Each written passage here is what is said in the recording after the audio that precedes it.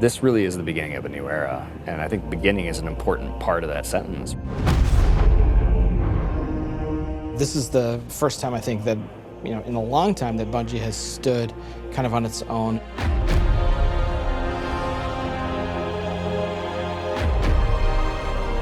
And we're self-publishing. It's a really big deal.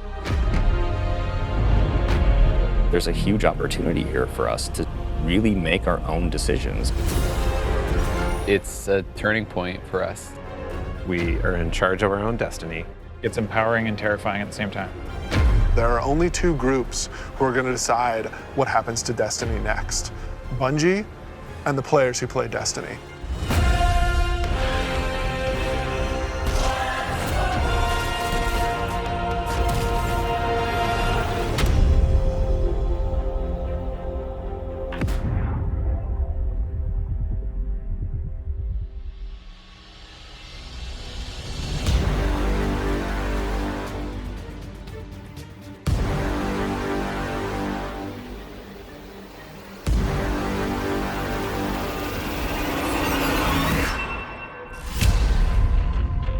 So at its core, Shadowkeep is about returning to the moon. We haven't been in the moon in a while, since Destiny 1, and a lot's changed.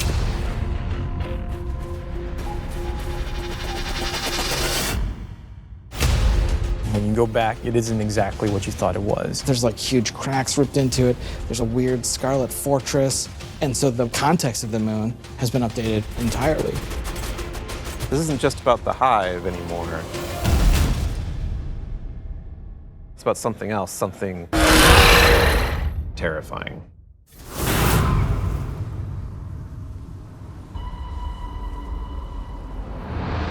The moon this time around is something really scary that is playing on your fear in a way that hasn't happened before. Before it was, oh, it's a big giant thing and it's scary, but now there's actual some psychological elements to that. How long has it sat in silence, watching us? Much too long.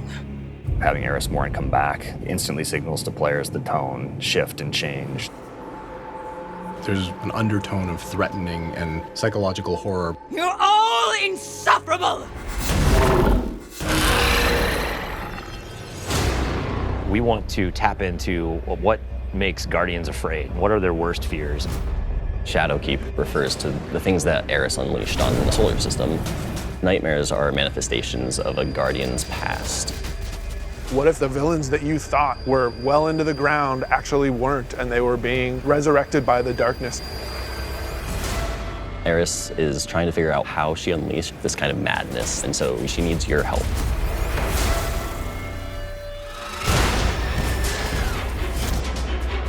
You can't just kill them and make them go away.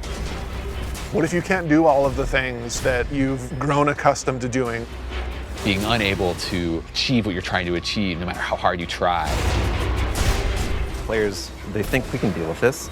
We killed Crota, we killed orcs, no big deal, right? Well, you're gonna get there and you discover it's a bigger deal than you even thought it could be. The darkness is actually a lot closer than you realized.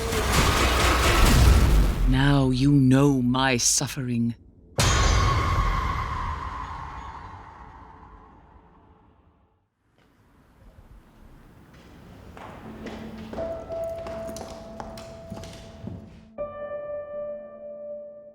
It's been a year, basically, of just a constant two-way dialogue with all of our passionate players. Under it or on the sides of it more? The number of green. That's really informed what it is that players want out of the Destiny game and how we're evolving, not just the story of the world, but what happens to you as a Guardian. Like the thing that was supposed to blow you back or whatever, it's related to acceleration. A bunch of the work that we're doing is about adding depth to the character sheet. The teams are thinking about how do we want to evolve armor, get more stats into the game, get more player customization. How can we get the depth of pursuit for how you want to play with this awesome character you've been building now for, some of us 5 years. And completely new ways of deepening the character RPG that we all know and love and want to be better.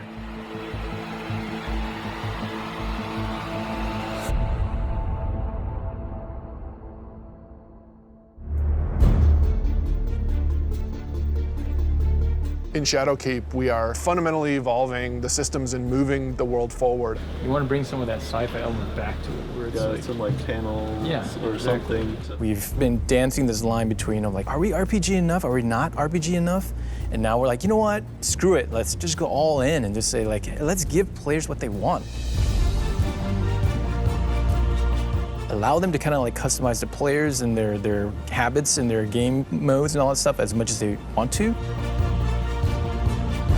So in Shadowkeep, what we're doing is changing the way that armor, perks, and mods work pretty significantly. Right now in the game, if you have an armor set that you like the look of, but you have another armor set that you like the way it plays, you're probably going to pick the one that you like the way it plays. Armor 2.0 is focused on allowing you to take the mods that you've unlocked and apply them to any given piece of armor. When I move my cursor over one of these mod sockets, it immediately shows me all of the mods that are available to me. Personally, I'm excited about the artifact. Players just get to kind of like fidget with these knobs and switches and do all the things that they want to do. When you get to this last tier, each of these perks gets relatively close to what an exotic might feel like. That's going to be a lot of fun. It's going to be a lot of fun.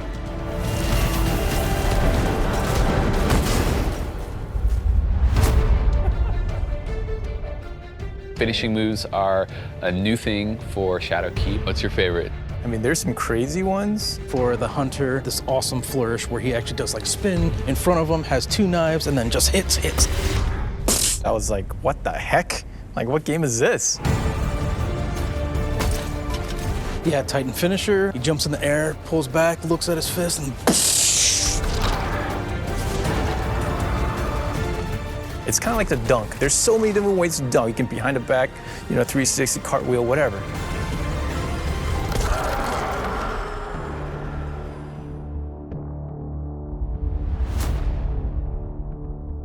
We're in the playtest lab every day, trying to figure out what's good for the game, what do people want, what have they been asking for, trying new ideas. So I want to try, I added radar hiding. Let me know how it feels to get shot by the heavy bow.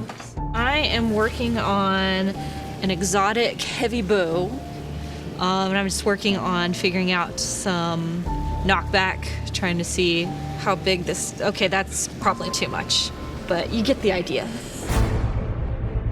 This is an exotic trace rifle. Fire it on an enemy and it creates a big old crit spot. Here's a hand cannon that Victor's working on. It fires special ammo, and it's a little bit like a one-handed sniper. Like, it's actually our only hand cannon with a scope on it. Right now, it kind of lights you on fire if you keep firing it too much. We'll see. Some people like it, some people are kind of but we'll hammer it all out. All right, it's time. It's about to get loud in here. 1v1. 1v1 on the board. Oh! One of the things we really want to focus on, especially with Season 8 and the start of Shadowkeep, is a renewed focus on PvP. You're all on the other team. We're updating labs to include some much-loved game types from the past. We're also redoing a bunch of the playlists and how they work. But the really important thing for players to know is this is just the beginning. This is us building the foundation of what we're doing with the Crucible going forward.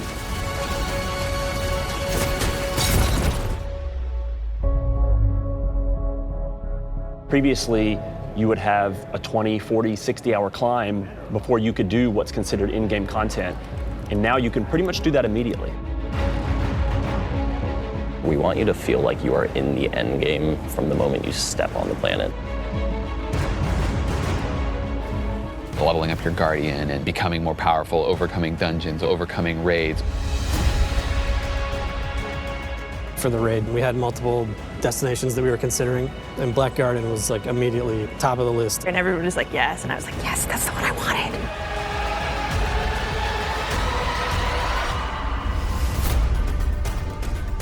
With Forsaken, we've started finding more ways for players to customize and personalize their character and differentiate themselves. Shadowkeep's going to push even further in that direction. The word, which is really guiding us in a bunch of ways, is depth. It's about experiential depth. When we look at how we're thinking about the next 3-5 years, it's really important to us.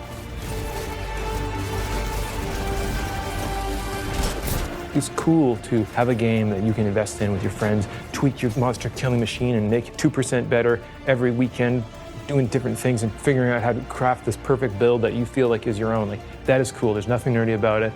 We're like happy to own that. We're gonna stand on that corner.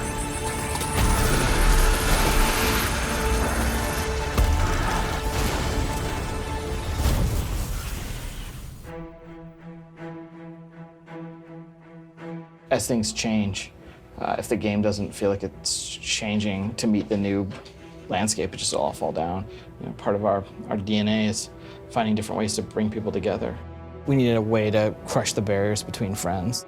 We all have friends who could play Destiny, who are interested in it, but then we think about recommending it like, oh man, you're gonna have to play about 40 hours by yourself, and then you gotta pay all this money, and you know, maybe you should just play something else. And that can't be the story. We need an entry point for your friends to be able to get into Destiny. This is just simply about bringing people together to make it easy for players to enter this universe. There's a new entry point coming out in September called New Light, and New Light is a free-to-download experience. We're going to start off in the same place where Guardians first came into the world. Guardian. Guardian? Eyes up, Guardian. It worked. You're alive. You started in the Cosmodrome. You're going back. Going back. Yeah, blast from the past. Okay, it's not going to break orbit, but it just might get us to the city. It's as easy as come in, make a character, play the amazing introduction to the game, and then land in the tower. And then we'll set them loose to open up the world as they see fit. And have sort of an array of potential in front of you. You can just start playing the game and get into some of the same activities that your friends might be playing. The campaigns from D to Year One, the Red War, Curse of Osiris, and Warmind. Every world we have will be available for them to explore and to free roam and to do bounties on. Every cooperative strike, whether they're playing with friends or matchmaking, every competitive multiplayer map. The D2 Year One raids like Leviathan. Full access to Gambit, the hybrid mode that we have. All these things are available to them for nothing.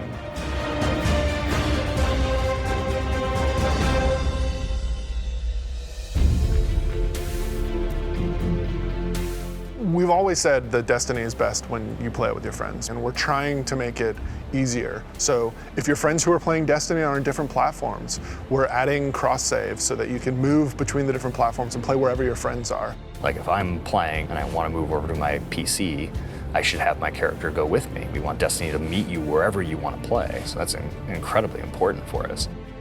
We wanted cross-save before we shipped Destiny 2, right? Like a bunch of it was built. We just couldn't get there for capital R reasons.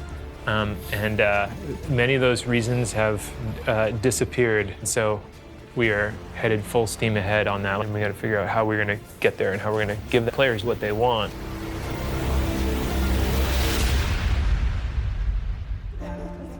As culture as we can get. Thanks, buddy. Our original vision for Destiny was a world that would evolve and change. We're leaning really hard into that because we believe that's where the future of Destiny is. The long horizon for Destiny is to become an evolving world. You know, you're going to tune in to see what's going to happen next. We can completely build Destiny in the vision that we want it to be in, a vision that isn't dictated by a commercial model or a business plan, but our creative vision and what we want to do for our players and what they want us to do with Destiny. We feel like our work isn't done. We have a series of missions that we need to finish before I think we have Destiny in the place that it needs to be, and we're back to, I guess, finish the fight, so to speak.